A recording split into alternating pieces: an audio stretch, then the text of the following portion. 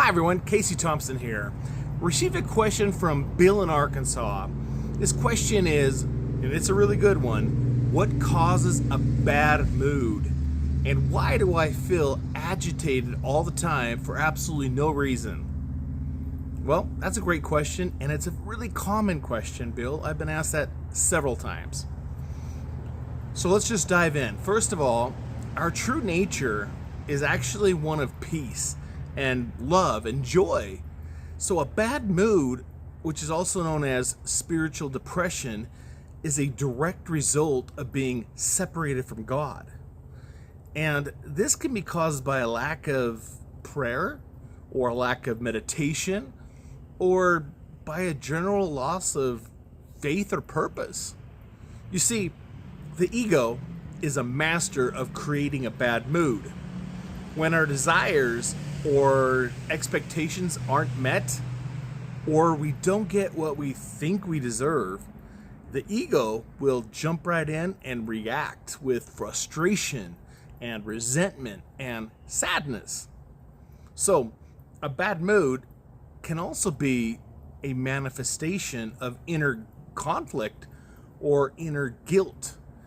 When you're not living in alignment with your values, or you feel you've been made a mistake, the resulting guilt can create a feeling of unhappiness or grumpiness. This is the soul's way of telling you that you need to make amends or you need to forgive yourself. A bad mood can also rise when you're not living in accordance with your authentic self or your soul's purpose. When you're not following your spiritual calling, or you're basically living a life that feels inauthentic, the resulting spiritual emptiness can manifest as a persistent bad mood. Spiritual bypassing is the use of spiritual ideas and practices to avoid dealing with painful emotions. I've done that a lot.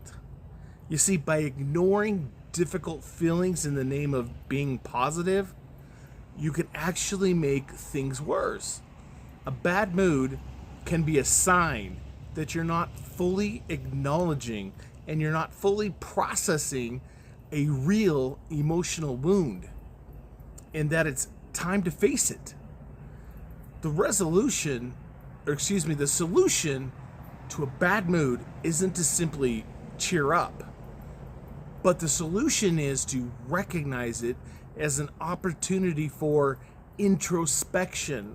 It's a chance to ask yourself what you've been neglecting spiritually, what attachments you need to release, and what emotional healing you need to do to restore your connection to your true self and to God.